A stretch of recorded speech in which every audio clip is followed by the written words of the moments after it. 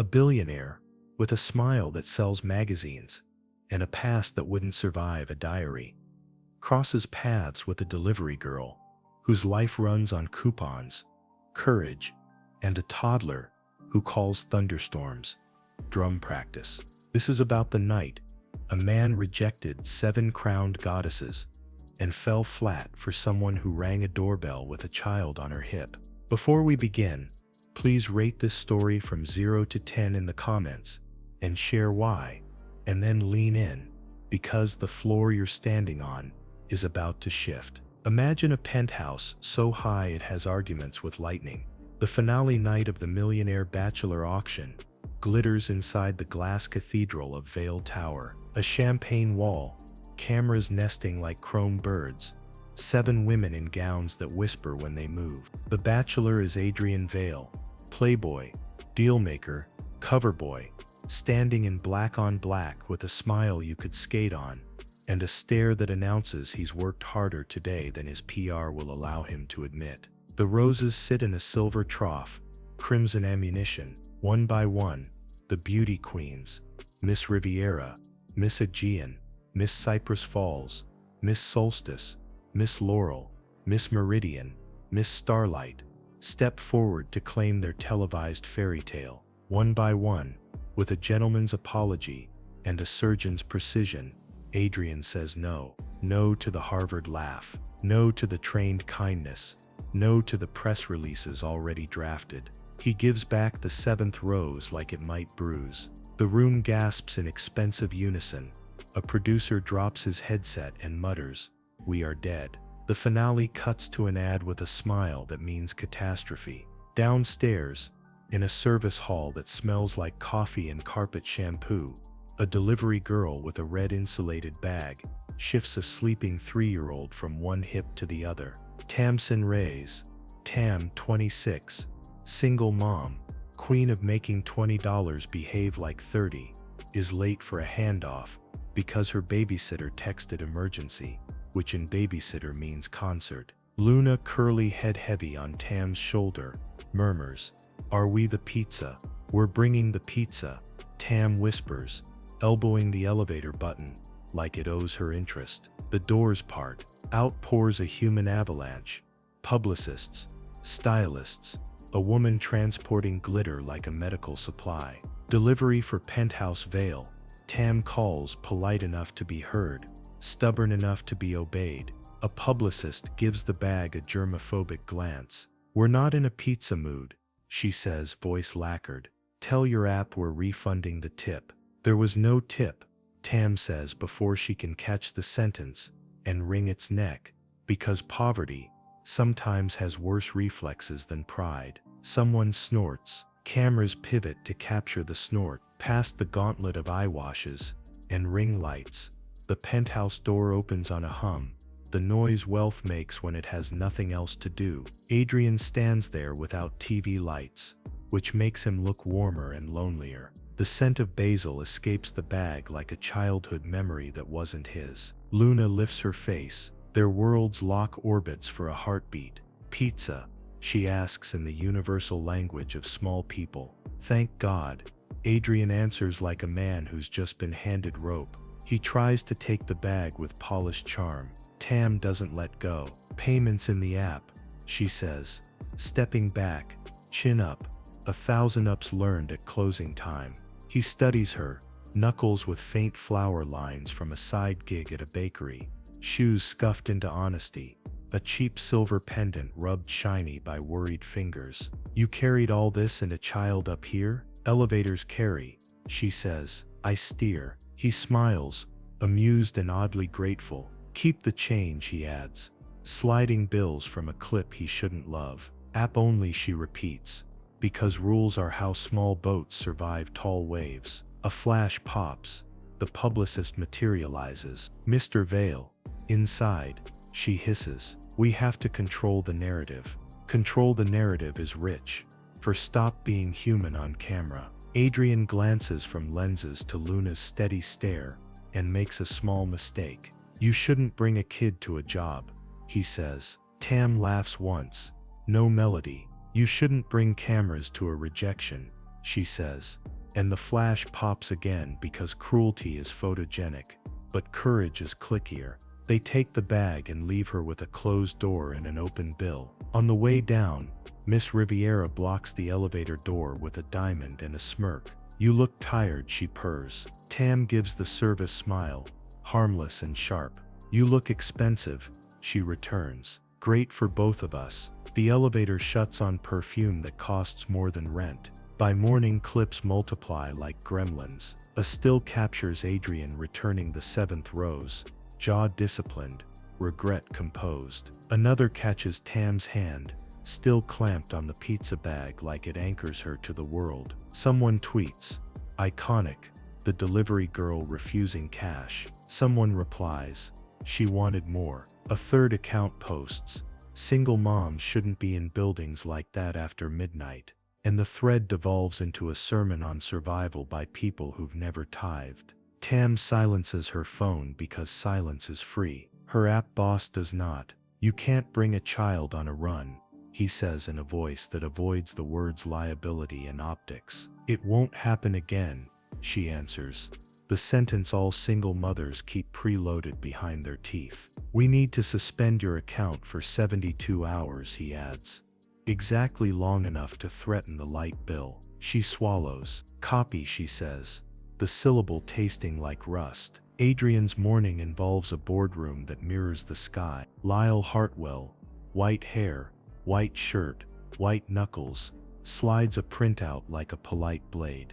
"You chose publicity over partnership," he says. "You've made enemies with daughters and fathers. We are not a breeding program," Adrian replies, cool enough to fog glass. "Philanthropy isn't barter. Stability is," Lyle says, a smile like a receipt. "Your personal life is corporate currency." "Then let the market crash," Adrian says, but the sentence stings him because markets don't bleed. People do. His mother's text arrives. "Coffee, now." Penelope Vale turned a quiet family portfolio into a city without maps. In her kitchen, bigger than some neighborhoods, warmer than a fight should be, she hands him tea, not absolution. "You humiliated men," she says. "They will calculate revenge." "I refused a photo op proposal," he says. "You also humiliated 7 women trained to be graceful about it," she replies. "You fed the wolves a new scent." "I won't propose to a stranger to stabilize a line item," he says, softer. "Then start stabilizing people," she answers, and the sentence sits between them like a dare. Tam's day is math and mercy. She wheels a suitcase of second-hand clothes to an open-air market, sells 4 dresses to a woman who mispronounces sweetheart and forgets to smile. She picks up Luna from Miss Harriet 3 buildings over. She drops a thank you empanada. She bus maps the afternoon clinic, pharmacy, park disguised as adventure, so Luna won't notice a pantry like a hollow drum. In the clinic waiting room, a TV plays Adrian's nose with captions and no sound, and a nurse glances from the screen to Tam with that human eyebrow. "Is that you?" "Only on the internet," Tam says, and Luna steals a sticker shaped like a cloud. A doctor listens to Luna's lungs, nods, prints a prescription, says preventative, and Tam translates it to cost. On the way out, she passes a bulletin about a foundation fund, with Adrian's name that once saved her from a copay she could not manage. Life is not irony, it is arithmetic. That evening, a knock happens like an audition. Tam checks the peephole. Adrian Vale in a building that smells like curry on Wednesdays. "No," Tam says, reflexively to no one and everything. She opens the door anyway, chain engaged. "How did you find me?" "Your app flagged a suspension," he answers, "which means I own the app. If you came to fire me personally, I request confetti." "I came to apologize," he says, and the chain slides because astonishment loosens metal. He doesn't enter. He stands on the hall mat like a repentant ad. "I said something stupid," he starts. "I live with cameras. I forget other people live around them." "You live with cushions," she says. "We live with consequences." He nods once. "I brought dinner," he adds, lifting a bag that smells like garlic and mercy. Soup, bread, fruit wearing their vitamins like flags. Is this the part where you buy forgiveness? This is the part where I feed someone I offended. You rejected 7 women, she says. You can handle my no if I give it to dinner. I can handle your no to anything, he says, and the honesty surprises both of them. Luna appears, hair static, eyes ancient. We like soup, she declares. The universe shrugs. The chain slides. At a wobbly table, apologies are messy. He spills, she snorts. Luna dips bread and narrates. You didn't take the cash, he says later, while Luna fortifies a doll fortress from Tupperware. Do you think I'm stupid? She asks. Tired, not cruel. Cash is a leash in a room with cameras. You could have taken it privately and added a 0 to your opinion of yourself. She passes. He laughs like a man who hasn't remembered his own laugh in months. He catalogues the apartment, a plant trying not to die, a calendar stuck with bills like marks on a wall, a magnetic poetry set that spells brave, because those were the letters left. You're raising her, he says, discovering something the universe forgot to tell him. Alone, with neighbors, she corrects. With Miss Harriet. With luck. Alone is how rich people describe us so they don't feel like they owe us railings. He nods like a student in a class he should have taken long before. He doesn't make the pitch until after dishes and bedtime. It is not romance dressed as rescue. It is strategy, wearing humility. I need your help, he says. The board wants me stabilize their word, not mine. Photographed with someone safe. They will feed me to the machine and call it maturity. I want to starve the machine for once. I need a partner for 6 weeks, who will sniff performance and say, nope, that's deodorant, not character. Paid, protected. Your rules first. You want me to pretend to date you, she says, calling the quiet part by its name. I want you to help me stop pretending. I want the marriages men like Lyle want me to want, he says, and to aim any camera we can steal at people who need groceries more than gossip. She could laugh him out of the building. She should. Should is a luxury word when rent is due. No publicity near my building, she says. No photos of my kid, ever. You don't touch my job. You don't rearrange my life like furniture. If your mother tries to manage me, she'll learn new verbs. If your board tries to humiliate me, they will meet Miss Harriet and regret the invention of neckties. He opens his phone like a pen. I will sign this in blood. A lawyer will notarize the blood. If I feel used, I walk, she adds. Paid for what I already did. Deal, he says, extending, then withdrawing his hand because consent is choreography. One more clause, she adds. No kissing without asking. He blinks, then nods like a man, grateful for an instruction manual. I can comply. Also, you drive me on your routes twice a week at dawn. You keep your mouth shut, unless it's directions or compliments about my parallel parking. Stagecoach, he says, trying out her word for the SUV. For the first time in months, something like hope stands up in his chest and asks for water. At 4:58 a.m. an SUV that is technically a car, and spiritually, a living room idles at the curb. Adrian steps out into a neighborhood that smells like dough and determination. Tam slides in. Luna straps into her seat with the dignity of princesses who require snacks. Rule 1, Tam says. We don't tiptoe around rich feelings in my car. Rule 2, don't insult my playlist. Rule 3, call it our stagecoach. It makes Luna laugh. Stagecoach, he repeats like a foreign language he needs for customs. They drive through a city that refuses eye contact before sunrise. He watches Tam weave alleys, deliver breakfast to doormen who pretend the pastries are for someone else, haul water up 5 flights to a woman who says thank you like a vow. He watches Luna sleep through sirens and wake to announce, bagels are round smiles. He discovers he has been starving for more than headlines. Boards learn through golf and panic. Penelope learns because her son says it to her face. Her name is Tam, He tells his mother that afternoon, in the kitchen where truth tastes better. She's not a strategy, she's a person. We're working together. I'm paying her. I'm protecting what matters to her more than my angles matter to you. Penelope slices a lemon.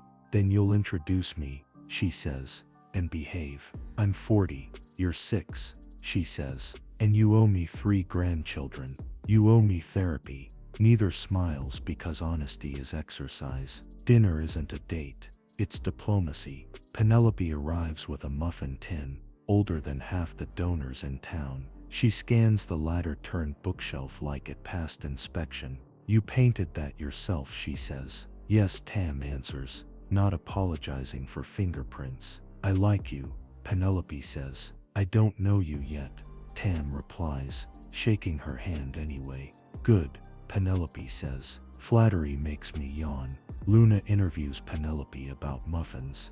Adrian watches 3 women build a peace treaty without him. The first test arrives 3 nights later at the opening of a Vail-funded art wing. Red carpet, glass, microphones shaped like threats. The 7 are here, a chorus of satin. They approach. Adrian, Miss Aegean purrs. We never finished our sentence. I think you finished it for both of us, he says. This is Tam. Their look is a zipline from hair to shoes to life. Tam's black dress is borrowed but perfect, because Miss Harriet is seamstress and justice. Delivery girl, Miss Cypress Falls labels, as if naming a species. I prefer mother, Tam says. It pays worse, but it's why I breathe. Cameras love dignity when it costs them nothing. Miss Riviera leans and whispers, is it true? Hired to soften him. If I soften him, Tam replies, close enough for 5 people and the internet. It's by teaching him to carry groceries with both hands. Miss Riviera laughs against her will. A caption writes itself and then deletes itself because sincerity is bad for ads. No one sees the man in a tux that fits like debt. He texts a contact labeled sponsor. The reply arrives like a switch. Tonight, Phase 1. The plan is old as greed. Humiliate the woman, trigger the man, bruise the mother, buy the company while it apologizes. The plan will go badly, not because good triumphs by accident, but because bad underestimates how expensive a woman's patience is. At 11:57, Lyle starts his speech. At midnight, flame meets die. At 12:01, 1,000 phones go up hungry. Tam moves first, Penelope second, Adrian third, Miss Harriet everywhere at once. By 12:07, the danger is dead, and the story is alive.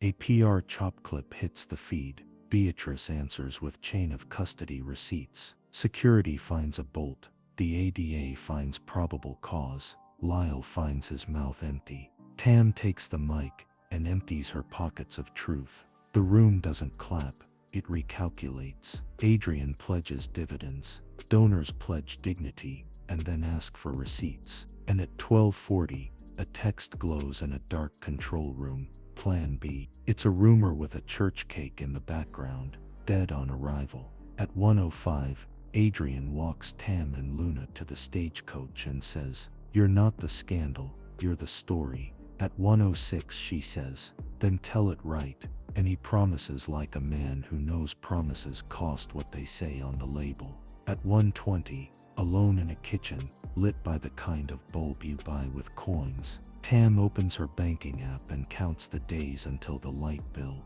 then opens, notes and writes the sentence that will save her later. "If you need me to be a villain to enjoy the show, you'll have to watch something else. I'm busy working." At 3:07 she falls asleep sitting up. At 4:30, the alarm reminds her that ovens and life share a clock. The trap didn't spring, it learned their names. Somewhere, a sponsor drafts a new plan shaped like a smiling interview.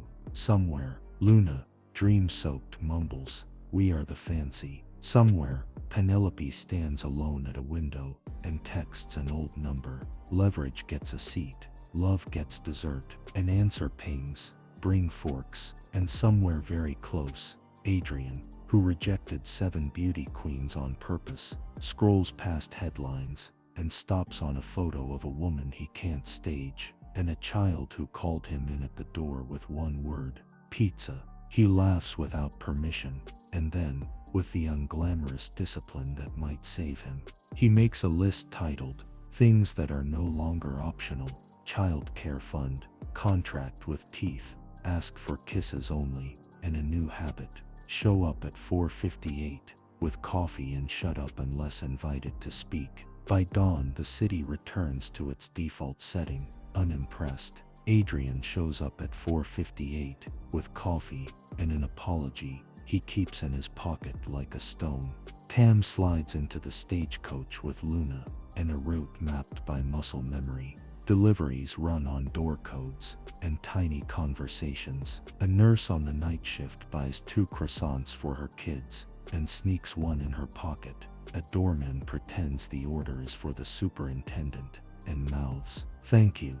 An elderly man accepts a bag of fruit and tells Luna he once flew kites on rooftops before the buildings grew taller than wind. Adrian says little. When he does, it is to ask, left or right, or do we call Miss Harriet to check the hem, or can I carry the water without being annoying? Tam lets him lift crates, because it is not a favor, it is physics. Between stops she checks her phone in staccato, suspension notice still pending, a daycare email with concerns about media exposure, a landlord's gentle reminder about guests. She drafts 3 replies and sends one to the daycare, short and clean. My daughter is 3. I am not a scandal. If you need to speak, I am available at 2 p.m. The silence that follows is not neutral, it is loaded. Up in glass the board meets. Lyle Hartwell arrives with a tie that believes it's a leash. We will schedule an exclusive with Aegean, he announces. We will apologize for the auction misunderstanding and show stability. We won't, Adrian says, a calm refusal that makes 3 directors glance up from their tablets. I'm not proposing for optics. Then we'll propose a merger of public perception, Lyle counters. The market needs pictures of you behaving. The market needs respirators in school nurse offices. Adrian replies, thinking of Luna's clinic sticker. He is outvoted on nothing, which means the argument is not about strategy, it's about jurisdiction over his life. He leaves with a page of action items and drops it in a recycling bin on purpose. At noon, Penelope texts a pin and a sentence. Come see what budget looks like when it breathes. The pin is a gym that smells like echo and disinfectant, the pilot site for a breathing program she threw together in a week, because stubbornness is a skill set. Nurses lead games that are secretly lung exercises. A muralist sketches 2 tree lungs on a wall and asks kids to fill them with handprints. Tam stands in the doorway for a beat too long, as if the sight might be a mirage. Penelope catches her own expression in the window and laughs quietly. Do you know, she says without preamble, I once learned to sew curtains for a shop my father almost lost. I thought thread would save us. It didn't. A bridge loan did. Then customers did. Then pride maintained what money started.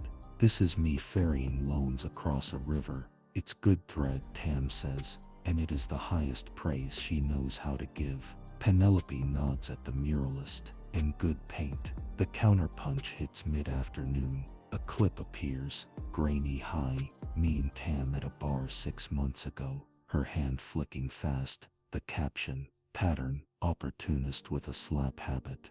The truth is she swatted a stranger's creeping wrist off a waitress in a skirt with no pockets. The edit is a scalpel designed for reputations. Comments slide under doors like smoke. Miss Harriet texts in all caps that are somehow dignified. Do not reply yet. I'm calling Carlos. Carlos is the bartender, a man with forearms like pillars, and an honesty problem in the good direction. 30 minutes later he posts a selfie video from the bar, neon humming behind him. She saved my server, he says, voice steady. You're welcome to call me. I'll repeat it under oath. The video does not travel like venom, it travels like an antidote, slower, but potent when it arrives. Beatrice arrives at Tam's door with a tote bag labeled deadlines and a face that says, "We will not let gravity win." She lays out pages on the table, draft terms for the 6-week partnership,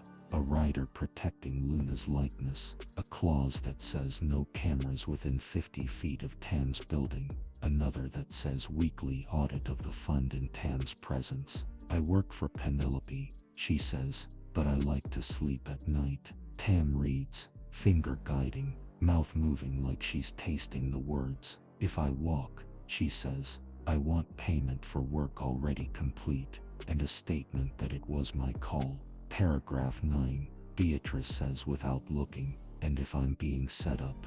Paragraph 12 and a half, Beatrice replies, and Tam finally smiles. "You wrote the half." "I always do." Adrian shows up to sign with ink and humility. He doesn't try to turn it into a moment. He respects the paper with a pen's attention. "There's something else," he says after palms open. "A reporter is about to call you about my past. My contract with an actress years ago. It was legal and ugly. The machine lied. I let it. When she ended it to protect herself, she paid a year of silence. I tried to fix it quietly with lawyers. I never apologized correctly." Tam sits very still, the way you brace for an unflattering portrait. "Call her now," she says. He calls. He apologizes. It is clumsy and real. She declines a photo op and accepts a donation, her choice for a fund that buys time for actors who refuse to be sets. When he hangs up, he looks smaller, which suits him better. The daycare meeting is at 2:10 because the director is late and shame makes you unpunctual. The office has a cat calendar and a bowl of pens that don't work when you need them. "We've had calls," the director begins. "From whom?" Tam asks. "Anonymous parents," the director says, which is how wealth uses invisibility. "We need to maintain a safe environment." "My child is safe," Tam says. "Your environment is anxious." The director flushes. "We'll have to suspend for 2 weeks while we reassess." Tam inhales once, deep. "Put this in writing," she says, "on letterhead, with the reason, the real one." The director hesitates. "We have to think of the other parents." "I am the other parents," Tam says. She leaves before her feet turn to anchors. At 3:30, the app emails, "Account permanently deactivated due to reputational risk," a phrase with no human fingerprints. She forwards it to Beatrice, with a subject line that is not polite. "This is retaliation for accidental notoriety." Beatrice replies with 6 words that feel like a door unlocking. "See you at City Hall, 5 p.m. When Tam arrives, the hallway looks like a modest parade. Drivers with insulated bags, clerks with name tags, a custodian who swept the council chambers for 20 years and decided tonight he would sit inside. Penelope stands near the back, hair pinned like discipline, not taking the front row, because the front row belongs to those whose throats have been tired longer. Adrian sits beside Tam and says nothing. It is the most useful thing he does all day. Public comment tastes like metal at first, then like sweetness that learned to make itself. A young mother describes a manager who told her to stop being so findable. A barista explains why tipping culture is a tax on the wrong people. A jazz singer says fame is a hurricane that pretends to be a breeze. When Tam's name is called, she doesn't bring fireworks. She brings receipts. The daycare suspension pending review.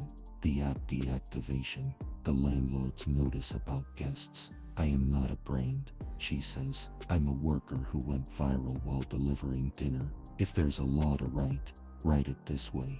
It shall be unlawful to terminate, suspend or refuse service to individuals due to involuntary public attention, absent cause related to safety."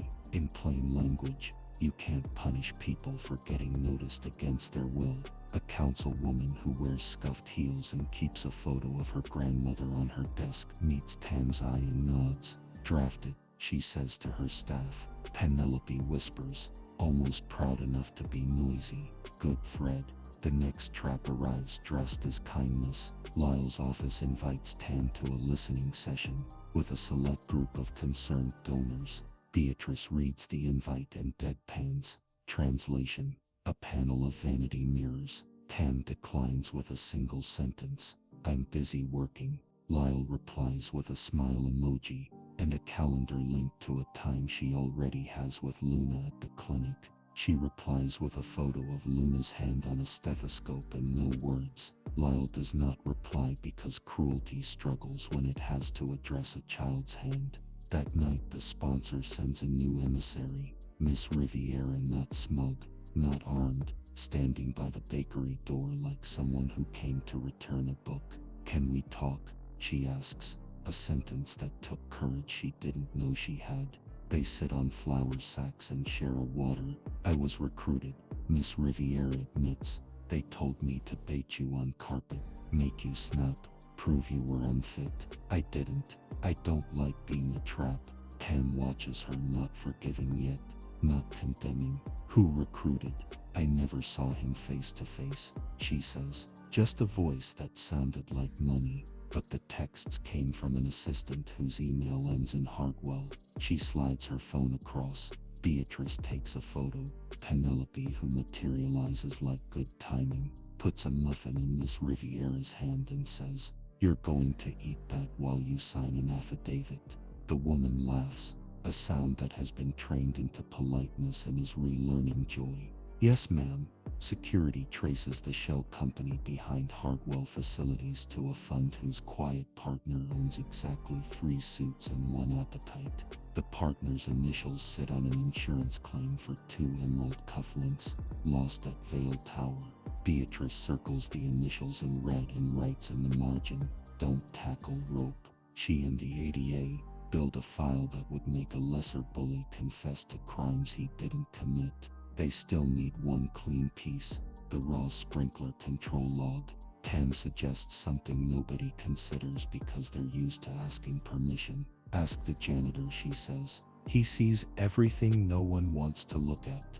The janitor, Mr. Alvarez, 62, 2 jobs, 1 knee that hurts when Rain thinks about visiting, unlocks a closet within a closet, and produces a binder with paperwork the subcontractor never digitized. "I kept copies," he says, "in case someone tried to blame me." The initialed work order for dye test camera visible sits under a grocery list for milk. Beatrice photographs both, then hugs him with consent. "You just bought the city cleaner air," she says. He shrugs. "I only saved my job." Tam and Adrian do not celebrate. They grocery shop. They buy beans and rice and milk and grapes, and because Luna asks in a voice that should be studied, a box of popsicles shaped like rockets. At the register, the card declines because the app cut Tam's payout pending review. The cashier, 18 and tired, offers to set the bag aside. Adrian reaches for his wallet and stops when Tam gives him a look that is not anger, not pride, exactly, just boundary. 2 separate transactions, she says. "I'll buy what I can." He nods, steps back, lets the boundary stand like a wall you hang art on later. Miss Harriet texts, "Check your doormat." Under it sits an envelope with enough cash to clear the register and a note in block letters. "Loan, interest =, teach me that bean recipe." Tam pays, laughs, cries, pays again with thanks, then calls Miss Harriet to scold her gently. Miss Harriet scolds back. "I'm investing in soup," she says. "Pay me in cumin." The next morning, a roomer tries on a suit. Tam demanded $500K to participate in a charity arc. Adrian posts a single sentence on an ugly screenshot of the roomer and turns off comments. "If you don't have a receipt, it's not a claim, it's a wish." Then he deletes the post because he promised Tam to starve the machine. He replaces it with a photo of 3 grocery bags labeled beans, rice, soup, and a caption, "Inventory." The algorithm chokes on boredom and looks elsewhere. Meanwhile, Penelope calls the daycare director and uses a tone that has no volume and infinite force. You suspended a child for her mother's visibility, she says. You have 24 hours to fix it, and an invitation to meet me at a new grant program for extended hour slots. Or you can meet me in a story you will not like. The director apologizes on letterhead before lunch. Tam frames the apology with tape and a thumbtack because frames cost money and tape works. Adrian's confession tour continues, small and unpaid. He visits the actress's set with consent, delivers coffee to the crew, leaves a check with her producer, and a handwritten note with the only sentence worth anything. I was wrong. I'm sorry. He does not post about it. A PA does, later not tagging him, captioning it simply, "He showed up right." In a world that rewards theatrics, restraint starts trending in one small corner. In the background, Lyle prepares a countermove that tastes like a talk show. He books a sober conversation about modern philanthropy and invites Adrian to be ambushed with a montage. Beatrice gets wind and grins, a predator who only hunts liars. "We'll go," she says. "We'll bring an archive." Penelope snorts. "We'll bring snacks." Tam asks, "What's my job?" Beatrice answers, "To tell the truth first." It's a dirty trick. It removes oxygen. On the night of the taping, the stage glows like expensive sincerity. The host opens with a monologue about how love and money feed each other and sometimes starve us. Lyle sits in a suit that doesn't fit. He still thinks the camera loves him. The montage is shorter than they feared because editors like arcs, and this story refuses to curve where expected. When Tam speaks, she disarms the room with sentences that sound like counters in a kitchen. "We didn't set out to be a lesson," she says. "We set out to deliver dinner. Then the city made a mess, and we cleaned it with everyone watching. Now we're writing rules, so the next mess takes less bleach." The host asks the wrong question. "Do you feel lucky?" And Tam answers the right one. "I feel employed," she says. Luck feels like a rich word for what poor people call Tuesday. Lyle finally snaps, revealing the temper he leases. "You can't run a foundation on vibes," he sneers. Penelope leans in with a smile that prefaces a slap you can't sue for. "Agree. We run it on spreadsheets and lungs." Beatrice drops the binder. The camera zooms in on the die test, camera visible work order, with the initials the partner thought were discreet. The ADA steps from the wings with a polite badge. The audience doesn't cheer, it inhales, an entire room drawing breath, as if on cue. After the taping, in the alley, where ambitious smoke and cheap pizza steam twine, Adrian asks, "May I?" And Tam, who has a talent for timing, says, "After we feed Miss Harriet." They deliver a bag to Miss Harriet's window, like love notes from a bakery. On the walk back, Luna asleep on Tam's shoulder, Adrian tries again. "May I kiss you?" "You may ask," she says, smiling. He asks. She says yes with a laugh. She didn't know was waiting. The kiss is brief and aware of sleep. It doesn't pretend to be destiny. It registers as decision. The days that follow are procedural in the way endurance stories are. The council drafts the ordinance exactly as Tam dictated. The app reinstates accounts and issues a new policy called the Reyes Rule. The daycare director hosts a parent night, where he reads an apology out loud, voice shaking in a way that might mean growth. Miss Aegean's mother orders bread, and writes, "Thank you for teaching my daughter where the stage ends." The actress launches stage time with her name across the banner, and no photos of Adrian anywhere near it. Mr. Alvarez gets a raise and pretends not to. He buys his granddaughter a kite and tells her rooftops still belong to wind. Adrian and Tam keep showing up. At dawn, he learns routes. By afternoon, she learns budget lines. In the evening, they swap playlists ruthlessly. He breaks the news to the board that he sold a small stake in his lifestyle brand to fund the single-parent work fund endowment. Lyle screams quietly. Penelope comforts the market with numbers that sing. Luna invents a game where you earn a sticker every time you ask before touching anything that isn't yours. Adrian earns more stickers than anyone else and pretends not to care. Then the package arrives, small, heavy, unmarked, on the bakery mat. Inside, one emerald cufflink, initials etched on the back like arrogance, AMV, and a note with a time and place, archive, sub-level B, tonight. Beatrice reads it and doesn't like bait, but she recognizes a confession with delusions of grandeur. "We're going," Penelope says, already texting the ADA. "We bring calm," Beatrice says. "And consent," Tam adds, because she refuses to be pulled into someone else's performance without her lines. Sub-level B is a museum of paper and air conditioning. The partner arrives first, trying to look like a shadow, and failing, because guilt fluoresces. Lyle follows, oiled smile in place, voice ready for narration.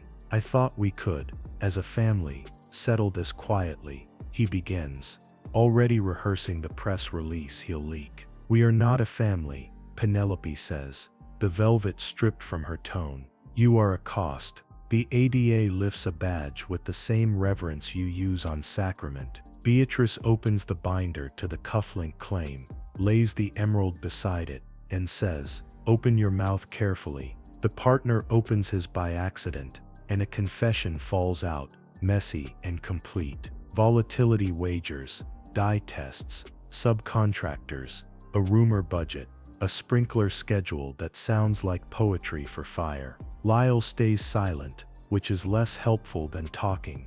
The ADA had what she needed an hour ago. Handcuffs look ridiculous on men who believe they are ideas. After the dust of paperwork settles, and the press pretends it always knew, the city does what cities do when they approve of themselves for a second. It throws a small parade without signs. People bring empanadas and grant applications to the breathing gym. The daycare posts Luna's drawing of 3 stick figures labeled MOM Maine and Olive's Man. Miss Harriet tacks up a flyer, sewing class for board members, learn to hem your ego. Penelope laughs long enough to add, full. It is not done, it is never done, but an edge has been sanded, a policy typed, a habit formed. In the quiet after the archive sting, Adrian sits with Tam on the bakery floor, backs to the oven's drumbeat. "I have to ask something bigger," he says. "Not now, soon, not for optics, for life." "You can ask whenever," she says, "and I can say not yet without the world ending." He nods, fascinated by how desire changes shape when permission is the air. Luna sleep mumbles, "We are the fancy," and Tam kisses her hair. Outside, sirens practice not being emergencies. The show that tried to ambush them runs a rerun no one watches, because restraint is a new kind of entertainment. The ordinance passes with a name Tam didn't want and couldn't stop. The Reyes protection for involuntary public attention. She groans. Penelope smirks. Beatrice frames the bill on cheap foam board. The app's CEO posts a video of himself washing a dish at a soup kitchen and gets roasted kindly into writing a check instead. Lyle's seat goes to a woman who wears sensible shoes and wild earrings. Her first motion is boring and brilliant. On a Tuesday that acts like Friday, Adrian brings soup to the daycare just because he was in the neighborhood. The little boy with a rocket popsicle shirt tugs his sleeve. "Are you the Olive's Man?" "I might be," Adrian answers. "Do you slice bread without squishing it?" "I try." "Then you can sit here." He sits on a tiny chair designed to injure pride and feels his spine learn humility. By the time the Vale, Reyes, Harriet Breathing Center opens, the wall-lung mural is full of handprints. The scissors ribbon has been touched by 100 fingers. The donor list is shorter, and the outcome list longer. Adrian takes the mic last, and doesn't perform an arc.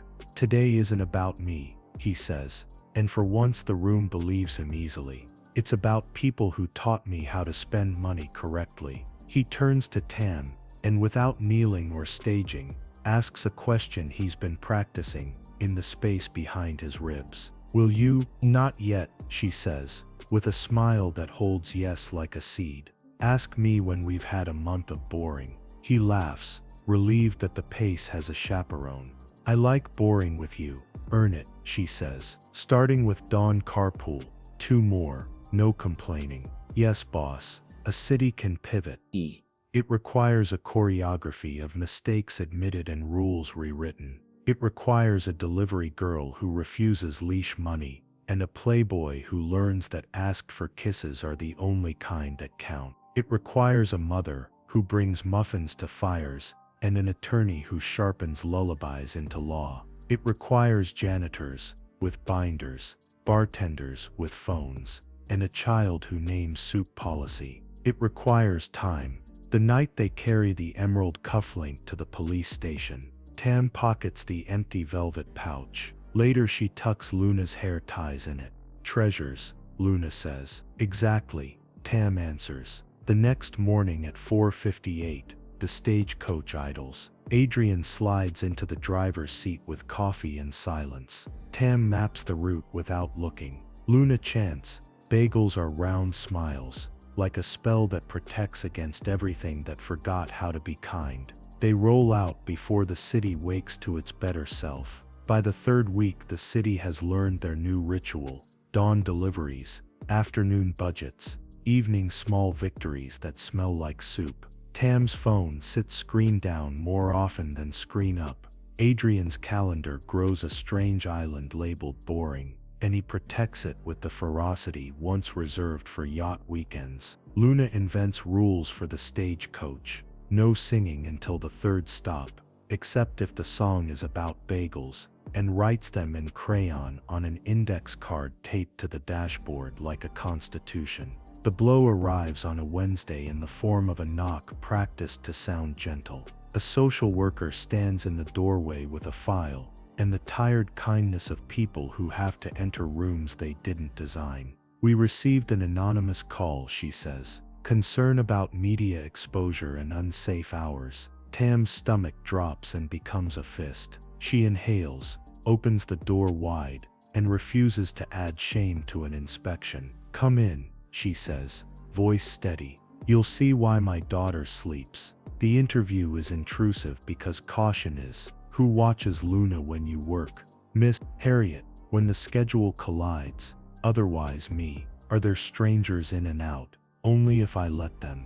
"Has she been filmed without consent?" Tam's jaw evening wires. "People tried. We learned to aim cameras at ceiling tiles." Penelope appears in the hallway with muffins and paperwork like a Deus Ex mother. She doesn't steamroll. She sits at the edge of the table and politely corrects the record.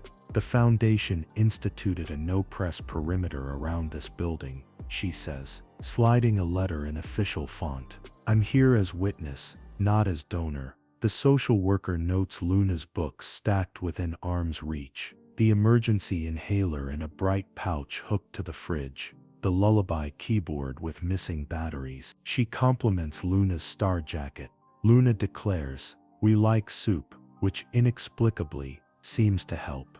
"We'll follow up," the social worker says, and leaves a card that shakes in Tam's fingers until Penelope rests a hand over it. "It's their job to ask," Penelope says. "It's our job to be boring." Tam nods and doesn't cry until the door clicks, and Miss Harriet says, "Tea, in the theology of aunties." That evening, Adrian walks in on a conversation already boiling. "Anonymous calls are a weapon," Tam says. "People who can afford anonymity always reach for it first." He listens, not to reply but to learn the grammar of anger. "Who benefits if you look unstable?" he asks. "Anyone who wants you to sit down," she says. "And anyone who wants your mother to break." Penelope sits straighter, as if someone read her name aloud in court. "There's something I haven't told you," she says, which knocks the air out of the room in a cleaner way than smoke ever could. She takes off her glasses,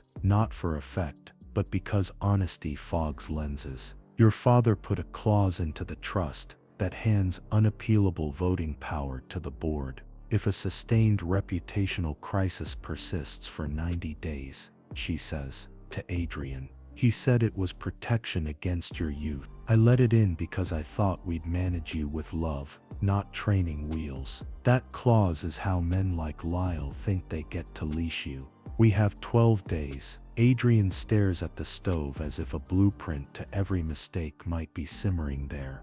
You didn't tell me, he says, gentle and injured. I told myself we'd never need it. Penelope replies, no excuses, just a fact that feels like an apology. We need a win that counts on their scoreboard.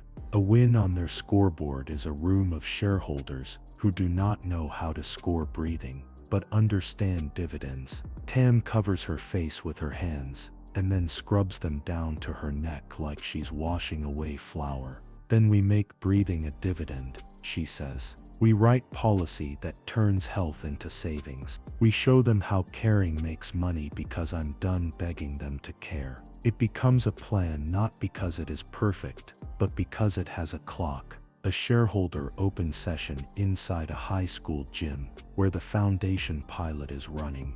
Invite small investors who usually watch from a screen. Invite the clinic nurse in scrubs, the janitor with the binder, the daycare director with letterhead shame, the actress whose fund just funded 3 months of someone else's rent. Invite the city that actually buys your product, air. The email blast is an experiment in humility. We could lose in public, Beatrice warns. We have been losing in private, Tam answers. At least this way the janitor gets a seat.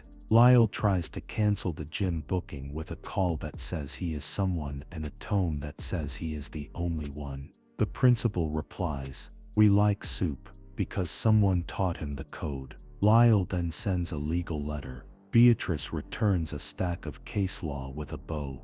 On the morning of the session, the gym smells like rubber and resolve. Folding chairs line up like little loyalties. A projector screen hangs crooked. Adrian straightens it without announcing competence. The first people through the doors are the ones who never come to these things. A hairdresser in scrubs, because hair is labor too. A grocery clerk in a name tag that says Z. A retiree who brought cookies and a strictness about crumbs. Then the familiar crowd filters in. Men whose belts cost too much. A handful of women in ankle-breaking shoes. Small investors who read prospectuses with a pen. Lyle stands near the baseline and practices a neutral expression that thinks it's benevolence. Penelope walks the room like she owns it because she does. In exactly the way that matters, she knows the names of the volunteers. Adrian opens with data, not apology. Fewer ER visits since the breathing pilot started. Absenteeism down in 3 schools. A projection that shows long-term savings if you stop making poor people spend their health like currency. He does not say the word heart. He implies it with the graph line that bends toward common sense. Then he steps aside and gives the mic to someone the proxy advisors didn't plan for. Tam. She tells the truth like a recipe. Ingredients, method, time. I deliver dinners, she says. Then the city asked me to deliver a story. Here it is. I will not let my child be punished for a camera I did not call. If you want this company to thrive, make it cheap for the city to be decent. You'll make money anyway. Do not make us pay in breath. A small investor, gray sweater, granddaughter on FaceTime, asks, why you? Tam points gently at her own chest. Because I was in the hallway when the fairy tale broke its ankle. Questions turn from friendly to surgical because profit is a religion. A man with a jaw like a brick says, what about the next scandal? We'll have one, Adrian says. So we design for it transparency. You can measure policies that outlive photogenic people. Lyle raises his hand like a teacher from a mean school. And who decides when your companion? He lets the word curdle, stops being an asset and starts being a liability. I do, Adrian says. And when he's wrong, Tam adds, I do. The room laughs the way an abscess lets out pressure. Lyle smiles as if he invented consequences. So the mother calls the shots now. On my life, yes, Tam replies. On your portfolio, the math still does. Then comes the revelation nobody planned, which is how the best ones arrive. Mr. Alvarez, the janitor with the binder, raises a tentative hand and, given the mic, flips to a page not yet photographed. "This is from 3 years ago," he says, tapping a work order stapled to a note. "A morality clause inspection for events. The person who signed the authorization isn't Lyle, it's the founder." He looks at Penelope with a sorry that isn't guilt, and she closes her eyes like someone just played her wedding song in a courtroom. There it is, the origin of the leash, her late husband's signature on the rule that allowed this 90-day countdown, a measurement that treats scandal as math. Penelope opens her eyes and chooses not to defend a ghost. "He was wrong," she says. "I was too. We change it today." She puts a resolution on the projector that cancels the clause, sunsets dual-class shares in 5 years, and formalizes a crisis response protocol that requires community seats at the table. "If you're a shareholder and you don't like my pen," she says, "vote me out. If you keep me, you keep this." Lyle panics louder than the market. "You cannot rewrite a founding instrument on a whim." "It's not a whim," Beatrice replies. "It's governance." She points at a line of bylaws nobody reads because most people trust their mothers. This line allows it with a simple majority at an open session called by the chair. And the chair is not. Lyle starts and then remembers that the chair very much is Penelope for 12 more days. He raises his phone to text the fund with the emerald cufflinks and discovers that phones do not stop the world when the world wants to walk. The vote is paper and pressure. Small investors, school secretaries with shares through a community fund, a bus driver with 5 shares he calls college for the future, walk to the table and sign with pens that leave ink in decision. The tally feels slower than justice, but faster than regret. When the count is read, the gym does not erupt. It releases a long, soft exhale. The morality clause dies. The 90-day clock loses its power. Lyle loses his appetite. The partner with the initials on the cufflink loses his favored status with gravity. The relief is huge and domestic. Tam sags into a folding chair. Penelope sets a muffin in front of her and says, "Eat before triumph spoils your blood sugar." Adrian laughs in a way he would not want photographed.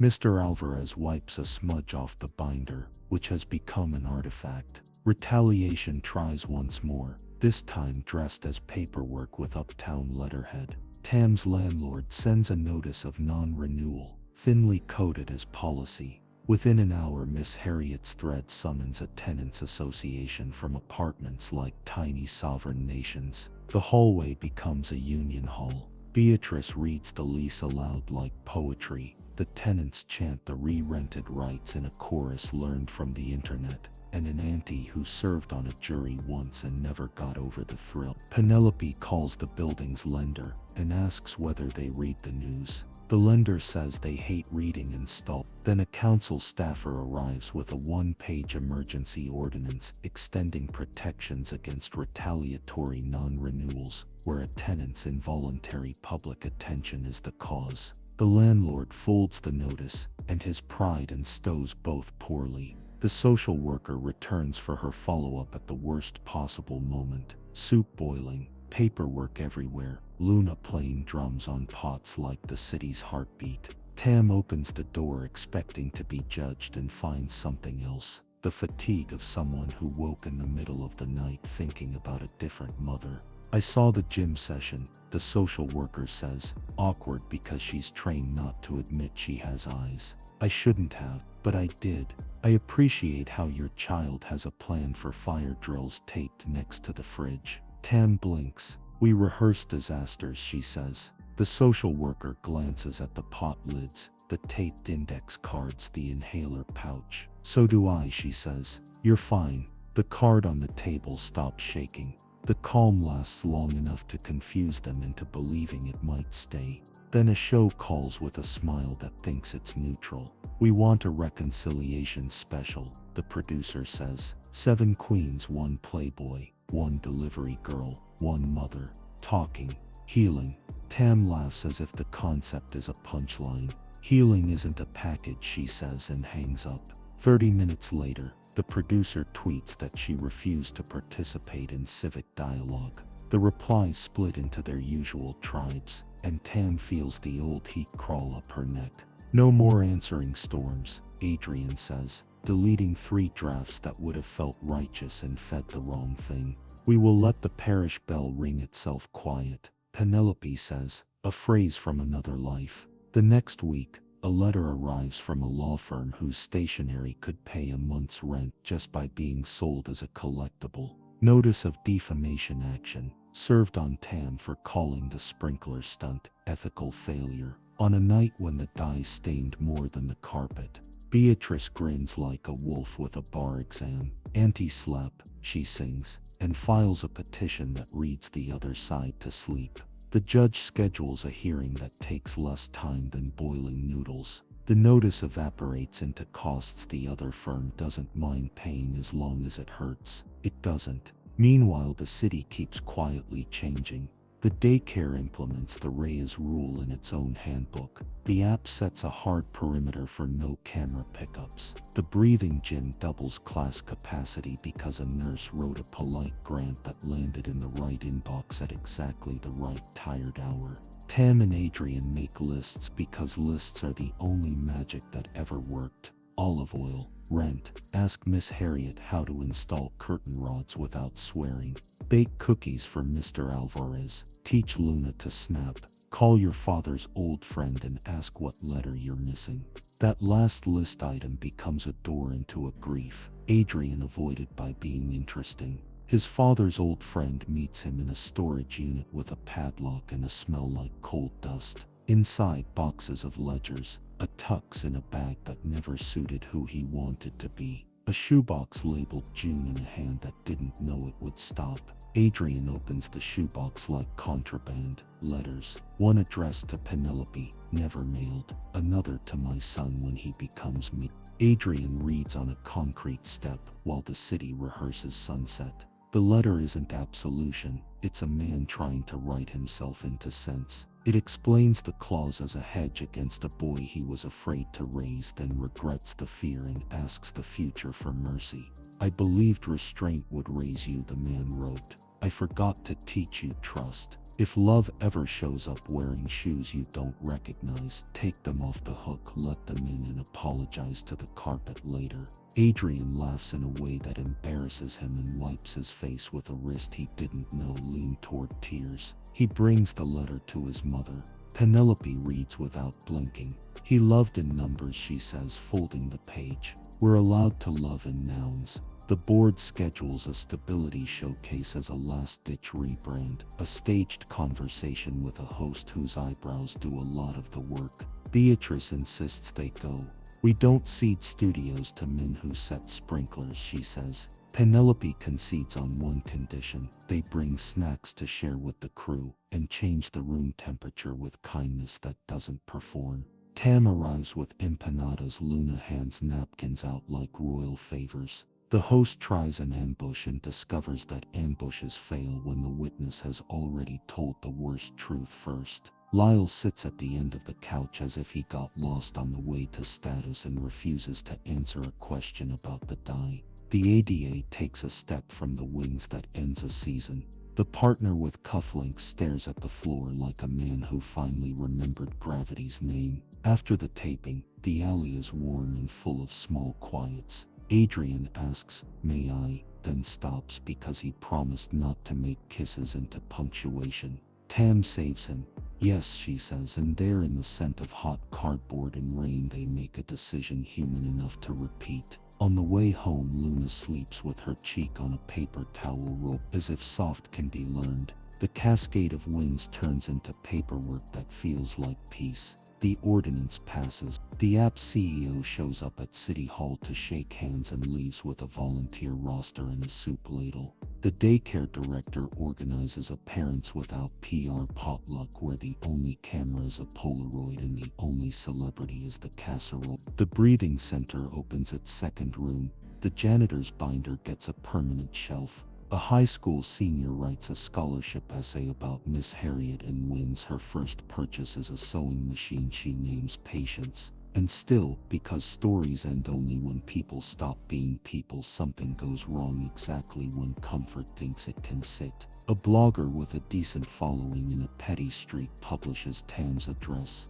The sidewalk fills with phones. Miss Harriet stands like a red velvet rope with lungs and says, "No shots, no shops, no shops," making a rhyme that becomes a rule. Penelope calls city services and gets sawhorses dropped like Grace. Adrian sits on the stoop with a bag of pretzels and hands them to the bored and the curious alike. "If you must be here," he says, "chew."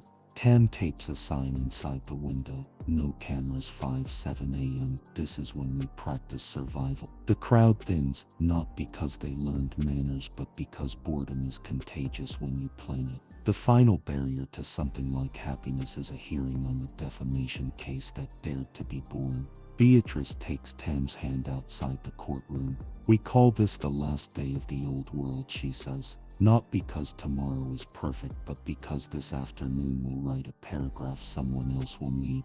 Inside, the judge quotes case law like parables and asks Lyle's counsel whether Guy shows up on Souls. The courtroom does not snicker. One of the 7 queens does softly into a sleeve. The motion is dismissed with prejudice, a phrase that tastes like expensive soap. Costs awarded. Silence ordered. They emerge into afternoon light like people leaving a matinee into summer. Luna runs in circles and demands soup.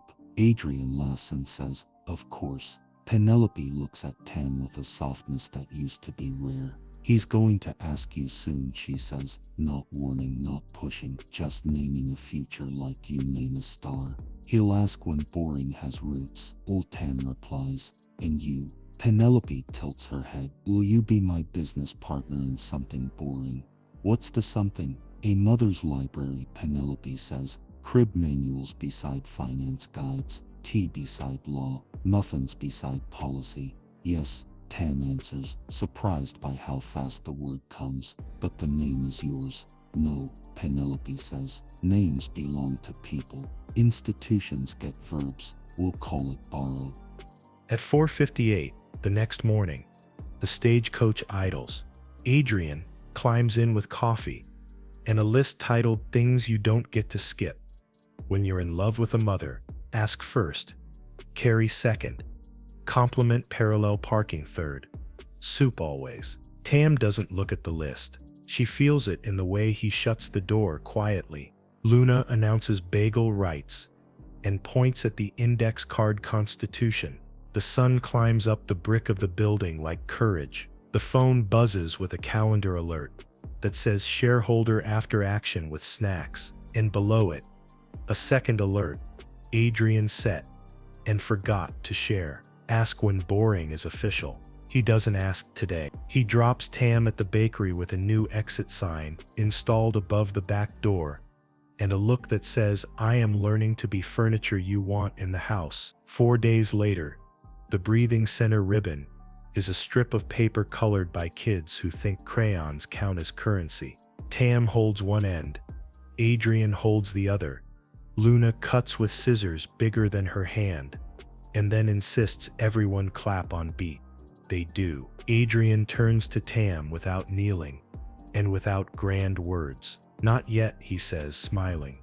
"But closer, closer," she agrees. Night finds them on the bakery floor again, backs against the oven's hum. "What if they come again?" Adrian asks. "They will," Tam says. "What if I fail?" "You will. Then we'll practice disasters," she says, grinning. "And remember, we like soup." He laughs into the space between them, which used to be a stage and is now a room. Outside, the city inhales on its mark. Inside, a plan called Boring grows roots. The last image before sleep is not dramatic. A plant on the sill, thriving out of pure spite and watering. A child's sock drying on a chair. A contract with signatures. And a stain of soup on the corner. A letter from a dead man that ends with "Please be braver than I taught you to be." They are working on it. Tomorrow has errands with clipboards, and a ribbon to tie somewhere, and a council meeting, where someone will have the nerve to ask whether soup is policy. Tam will answer yes, and bring them a ladle. Adrian will carry the heavy bag with both hands. Penelope will bring muffins and a spreadsheet that sings. Miss Harriet will fix a hem and a heart in one sitting. Luna will declare that bagels are round smiles, and laws should be too. The city will try to remember. And then, when the oven light blinks at 4:30 like a heartbeat, they'll get up, lace sneakers, and go deliver a day. By the 30th morning of boring on purpose, the stagecoach idles under a sky the color of tin. The weather app calls it a system. The radio calls it a storm. Miss Harriet calls it soup weather, and texts, "Be early."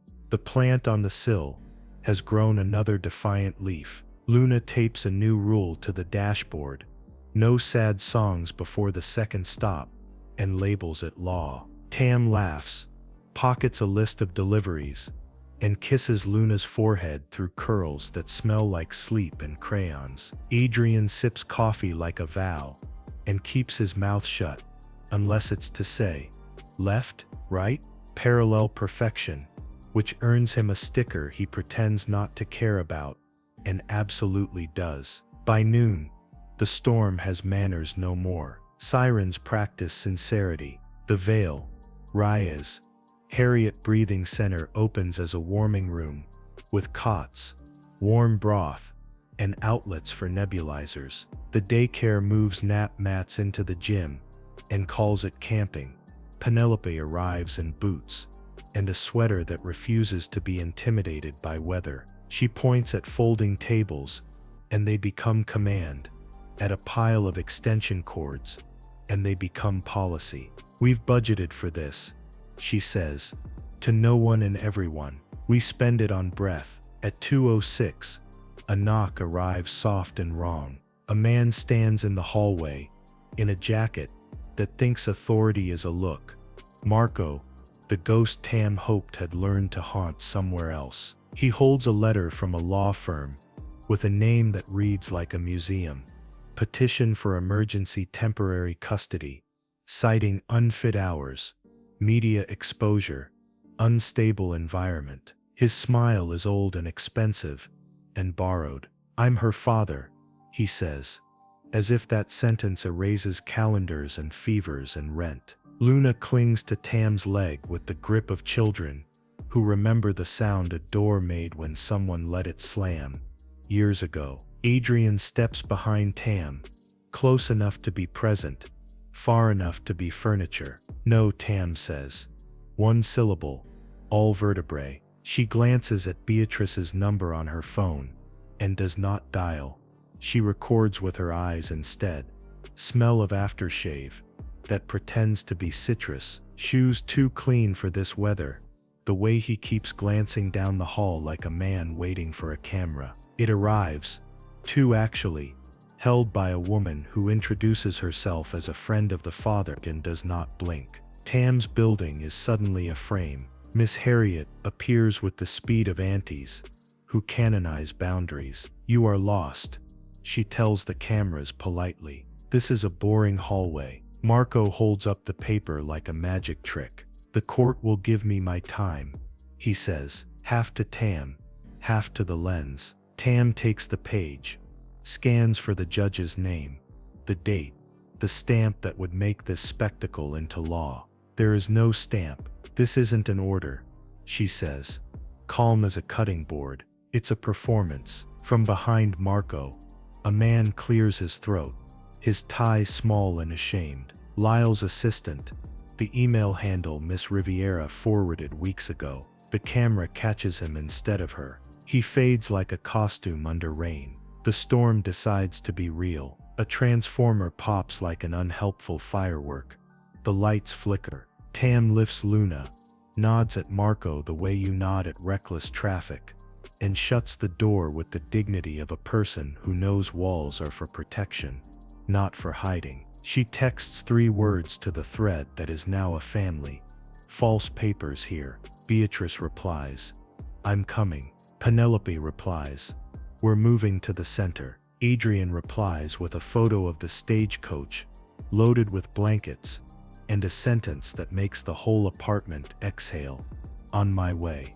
The gym is loud with helpfulness and fear. Nebulizers purr like small, stubborn engines. The mural of handprint lungs glows under battery lamps. Tam starts doing what she's built for, making chaos line up and call itself an agenda. Cots by the outlets, she tells the volunteers. Warm drinks away from where anyone can trip. Label everything. Parents first. Inhalers visible. If you don't know a thing, ask before you lift it. Adrian ferries families, from apartments gone cold to the gym that smells like broth and crayons. He says almost nothing, which turns out to be the most useful thing as strangers climb into a car that looks like money and find the driver has a quiet voice and correct directions. At 4:11 the cameras find them again, because storms are an excuse for cruelty to practice. A blogger sticks a mic into Tam's mouth and asks, "Is this safe for children?" in a tone that hopes she'll fail. Tam refuses the bait and hands the woman a ladle. "Serve or leave," she says, not unkind. Penelope materializes with a clipboard and a stare. "No filming here," she tells the room. "This is a breathing space, not content." She points at a sign that did not exist 5 minutes ago, and absolutely does now. "No cameras." Yes, common sense. Marco returns, smirking his letter. This time he brings a social worker he found in the flood of bureaucracy. Young, damp, overwhelmed, not the one who came before. He attempts to make a scene, and is surprised to find the scene already occupied by 100 moments more compelling than him. "I'm her father," he tries again. Volume up. Luna does the only thing the city cannot argue with. She wraps her arms around Tam's neck and shouts, "Practiced, honest, stranger danger." A phrase Miss Harriet taught her for grocery aisles, and it rises here like an anthem. The security guard, a grandmother with arms that could lift a piano, steps between them. Beatrice arrives, hair frizzed by the storm, holding an actual stamped emergency order that flips the hallway theater into law. Temporary sole decision-making authority to the mother, supervised contact only. Cameras banned near the child. Penalty for violation. The young social worker reads it, relief pouring off him like rain. "Thank you," he says to Beatrice, which is how bureaucracy apologizes. Marco sputters something about his rights, and for the first time since he showed up, runs out of words. He leaves, but the cameras do not.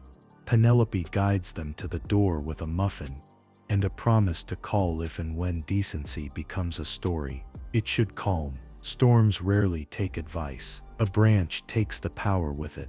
The gym drops into half dark. Someone cries the cry that starts others. "Lights," Tam says, and a dozen phones become stars. Then lanterns. Then a string of battery lamps someone knew to stash in a closet for such a time as this. The nebulizers switch to backup power and hum like hope. In the gloom, Lyle appears with an umbrella and a moral. He steps into the gym, as if he brought salvation. "I'm here to assess liability," he announces, and trips over a power strip because irony is agile. For a second, the room wants to laugh. It chooses not to. Miss Harriet reaches him first, checks his ankle with brisk kindness, and de-weaponizes him by making him human. "Sit," she says. "Soup." Lyle obeys, which is a revelation and a relief. He sips, looks around, swallows his script, and says nothing valuable for the rest of the night.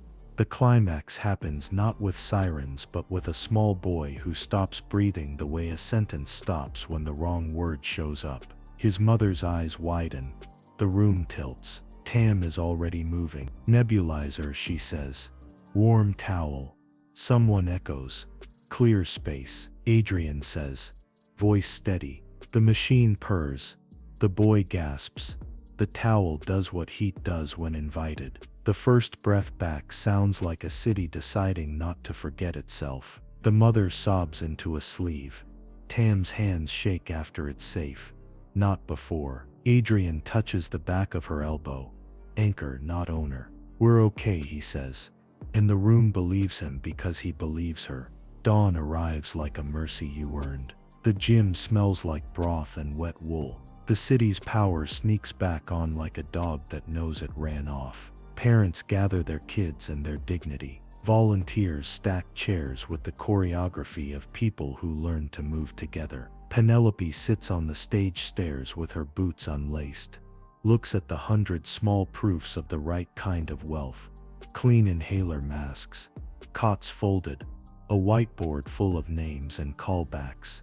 And laughs at the memory of ever thinking money was the tool with the sharpest edge. Remind me, she says to Tam, to bake boring into the budget. Marco's petition makes it to court anyway, because machinery runs on filings the way ovens run on heat. The hearing room is dry, fluorescent, unforgiving. Beatrice says, what needs saying and nothing that would taste like triumph. The social worker tells the truth about tape on the fridge, and drills practiced like prayer. The judge reads the order. Marco waved in the hallway and frowns at the absence of stamp, at the penciled-in modifications that look like ambition. Miss Reyes, the judge says, you are not to be punished for visibility. She grants Tam full temporary custody, supervised visits in rooms with toys and witnesses, sanctions against the lawyer who tried to make a child into leverage. And this is new. An admonishment to the network of people who launder vendettas through forms. Court is not a camera, she says. It is the kind of sentence that could fix a city, if a city wanted to be fixed. The final board fight dies not in fireworks but in a long meeting, where the only drama is numbers behaving. The morality clause is gone. The crisis protocol is adopted. Lyle is offered a face-saving exit and refuses. He is then offered an unkind one and accepts because gravity is patient. The partner with the emerald initials pleads to a quiet crime that will look boring in print and ugly in his calendar. The market does not faint. It nods. Small investors clap in their kitchens. Mr. Alvarez buys a second kite. And then comes the quiet climax. The one Tam asked for. 31 days since the first soup on that wobbly table. 31 days of dawn carpools and signed papers and asked for kisses. The bakery closes early, not for a gala, but for a Tuesday. Miss Harriet strings 3 cheap lights like a constellation. Luna sprinkles sugar on a cake that refuses to be fancy. And Penelope shows up with a tin that smells like every good morning at once. Adrian wipes a counter with the seriousness that once belonged to contracts and sets down a small velvet pouch like the opposite of a threat. Not yet, he asks, smiling, honoring the pacing he learned to trust. Now, she says, a yes that contains borders. He doesn't kneel, because this has never been about lowering anyone. He doesn't produce a rock that would embarrass a neighborhood. He produces a thin band, simple enough to look like the kind of promise you make on purpose. May I put it on? He asks. You may, asks, she says, and then nods. And he slides the circle to a place that already remembered its outline. Luna claps on beat and declares, we like soup, because she understands benedictions instinctively. They celebrate with quiet food, soup and bread, and a bowl of olives because Luna decided they're romantic. Miss Harriet cries exactly 1 tear and claims its steam. Penelope gives Tam a folder labeled borrow, lease terms for the mother's library on a corner that used to be a payday lender, a schedule of classes that looks like a rebellion, a line item for tea that is bigger than anyone planned and correct. You're the board, Penelope says. I'm the check writer. When I forget which is better, scold me. Gladly, Tam answers. Beatrice toasts with seltzer and the tired joy of a woman who wrestled sharks and came home with recipes. Mr. Alvarez arrives late, hat in hand, to drop off a stack of fresh copies and a cake box from his granddaughter's bake sale. For wind, he says, and Tam understands. The city, which has been eavesdropping this whole time, asks for a moral. They give it one that isn't pretty, but holds weight. Check the clip before you click. Make kindness cheaper than cruelty. Teach boys to ask and men to keep asking. Fund boring. Practice disasters. Keep soup on hand. Treat janitors like archivists. If you need a story, pick one where someone gets to breathe.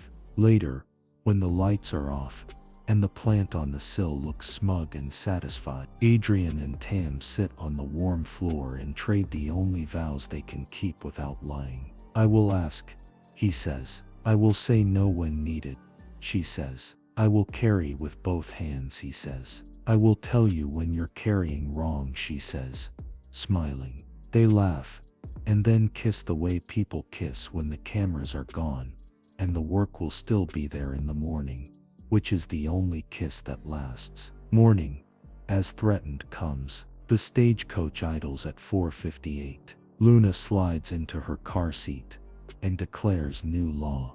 No talking until someone says the word bagel. Tam points left. Adrian turns left. The sky is a better color than yesterday. The ordinance about accidental notoriety sits in a binder at City Hall. The library called Borough smells like dust and plans. The Breathing Center's mural has 3 new handprints, and one tiny smudge where someone laughed too hard to hold still. Lyle is a calendar entry in someone else's cautionary tale. The app's new policy is written in bigger font than their marketing. The daycare director keeps a copy of his letterhead apology on his desk, not as a trophy, but as a tool.